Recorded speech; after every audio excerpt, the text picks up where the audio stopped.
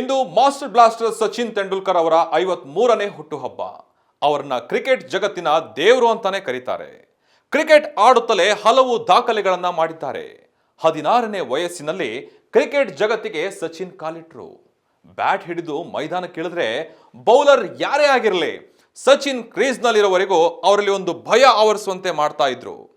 ಬ್ಯಾಂಡ್ರಾ ಹುಡುಗ ಕ್ರಿಕೆಟ್ ದೇವರು ಆಗಿ ಬೆಳೆದು ನಿಂತಿದ್ದು ಹೇಗೆ? ಇದೇ ಈ ಹೊತ್ತಿನ ಸ್ಪೆಷಲ್. Happy birthday Sachin.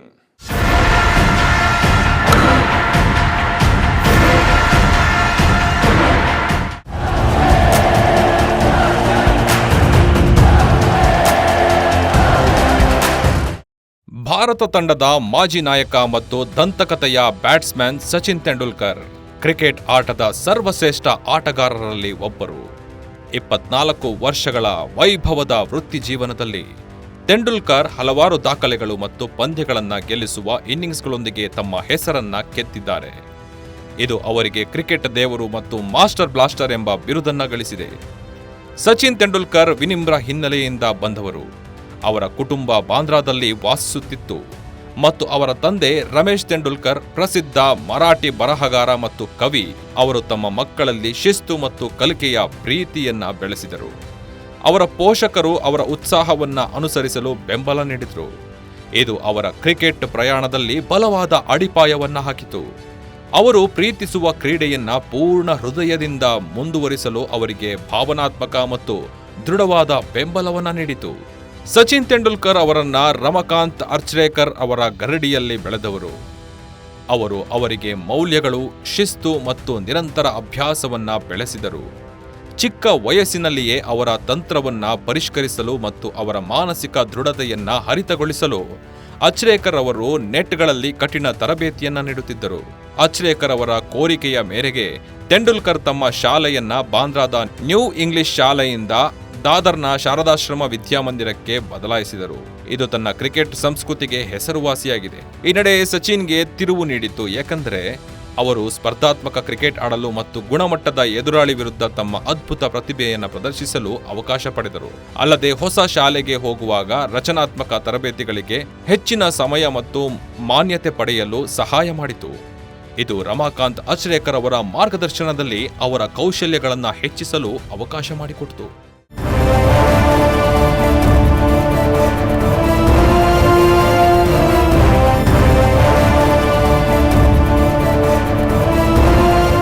ಸಾವಿರದ 1988ರಲ್ಲಿ ಇಂಟರ್ ಸ್ಕೂಲ್ ಹ್ಯಾರಿಸ್ ಶೀಲ್ಡ್ನಲ್ಲಿ ಸೇಂಟ್ ಕ್ಲೇವಿಯನ್ಸ್ ಹೈಸ್ಕೂಲ್ ವಿರುದ್ಧ ಶಾರದಾಶ್ರಮ ವಿದ್ಯಾಮಂದಿರ ಪರ ಆಡುವಾಗ ತಮ್ಮ ಬಾಲ್ಯದ ಗೆಳೆಯ, ಭವಿಷ್ಯದ ಮುಂಬೈ ಮತ್ತು ಭಾರತೀಯ ತಂಡದ ಸಹ ಆಟಗಾರ ವಿನೋದ್ ಕಾಂಬ್ಳೆ ಅವರೊಂದಿಗಿನ ದಾಖಲೆ ಜೊತೆಯಾಟದ ಸಮಯದಲ್ಲಿ ಸಚಿನ್ ತೆಂಡೂಲ್ಕರ್ ಮೊದಲ ಖ್ಯಾತಿಗೆ ಏರಿದರು.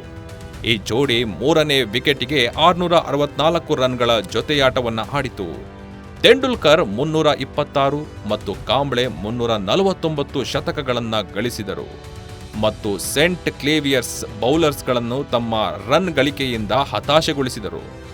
ಮುಂಬೈ ಜನರು ಸಚಿನ್ ತೆಂಡೂಲ್ಕರ್ ಎಂಬ ಹೆಸರನ್ನ ಕಲಿಯಲು ಪ್ರಾರಂಭಿಸಿದರು.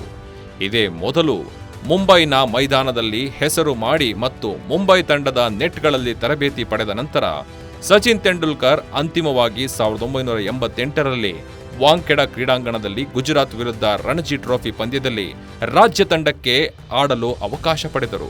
ಅವರು ತಮ್ಮ ಪ್ರಥಮ ದರ್ಜೆ ವೃತ್ತಿ ಜೀವನದ ಮೊದಲ ಇನ್ನಿಂಗ್ಸ್ನಲ್ಲಿ ಶತಕದೊಂದಿಗೆ ಮತ್ತೊಂದು ಪ್ರಗತಿ ಸಾಧಿಸಿದರು.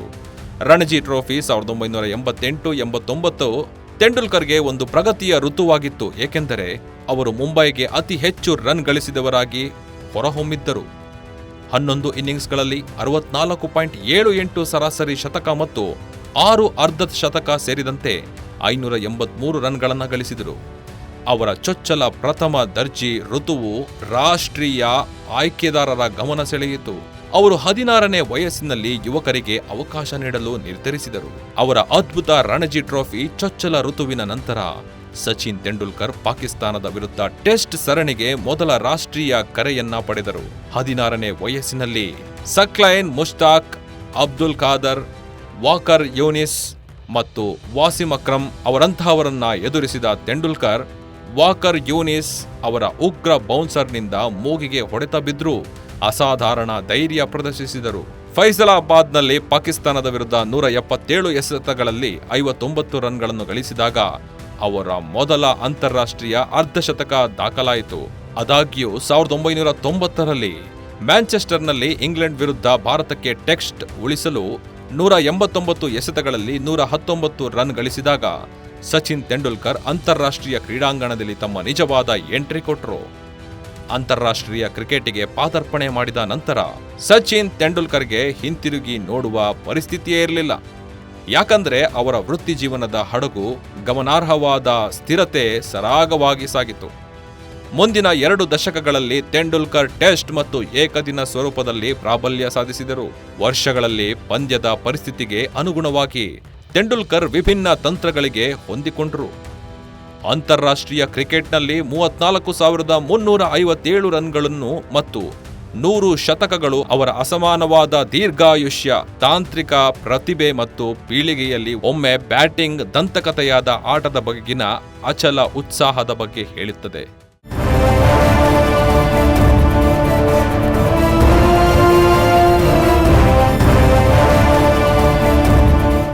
ಅವರ ವಿನಮ್ರತೆ, ಔದಾರ್ಯ, ಸಮರ್ಪಣೆ ಮತ್ತು ಕ್ರೀಡೆಯ ಬಗ್ಗೆ ಆಳವಾದ ಗೌರವವು ಅವರ ಗೆಸ್ಟರ್ನಲ್ಲಿ ಪ್ರತಿಫಲಿಸುತ್ತದೆ. ಅದು ಔಟ್ ನೀಡಿದರೂ ಹೊರನಡೆಯುವುದು, ಯುವ ಆಟಗಾರರಿಗೆ ಮಾರ್ಗದರ್ಶನ ನೀಡುವುದು ಅಥವಾ ಯಾವುದೇ ದುರಹಂಕಾರವಿಲ್ಲದೆ ಬ್ಯಾಟ್ ಮಾಡಲು ಹೊರಟಾಗ ಶತಕೋಟಿ ಜನರ ಭರವಸೆಯನ್ನ ಹೊತ್ತುಕೊಳ್ಳುವುದು. ತಮ್ಮ ವೈಭವದ ವೃತ್ತಿಜೀವನದ ಉದ್ದಕ್ಕೂ ಸಚಿನ್ ತೆಂಡೂಲ್ಕರ್ ವಿನಮ್ರತೆ ಕಾಯ್ದುಕೊಂಡಿದ್ದು ಮತ್ತೊಂದು ವಿಶೇಷ. ಕ್ರೀಡೆ ಮತ್ತು ಬದುಕಿನುದ್ದಕ್ಕೂ ಶಿಸ್ತು ಮತ್ತು ಸಂಯಮ ಕಾಪಾಡಿಕೊಂಡು ಸಾಧನೆ ಮೇಲೆ ಸಾಧನೆಗೈದ ಸಚಿನ್ ತೆಂಡೂಲ್ಕರ್ ಅವರಿಗೆ ಅವರೇ ಸಾಟಿ. ಅವರು ಇನ್ನಷ್ಟು ಕಾಲ ಆಯಸ್ಸು ಆರೋಗ್ಯದಿಂದ ಬಾಳಲಿ ಅನ್ನೋ ಕೋಟಿ ಕೋಟಿ ಅಭಿಮಾನಿಗಳ ಆಶಯವಾಗಿದೆ.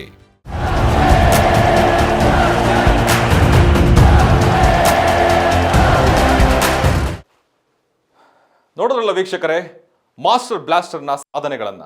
ಇದೇ ಹೊತ್ತಿನ ವಿಶೇಷ. ನಿರಂತರ ಸುದ್ದಿಗಾಗಿ ನೋಡ್ತಾ ಇರಿ ಸಂಪೂರ್ಣ ನ್ಯೂಸ್. ಇದು ನೊಂದವರ ಧ್ವನಿ.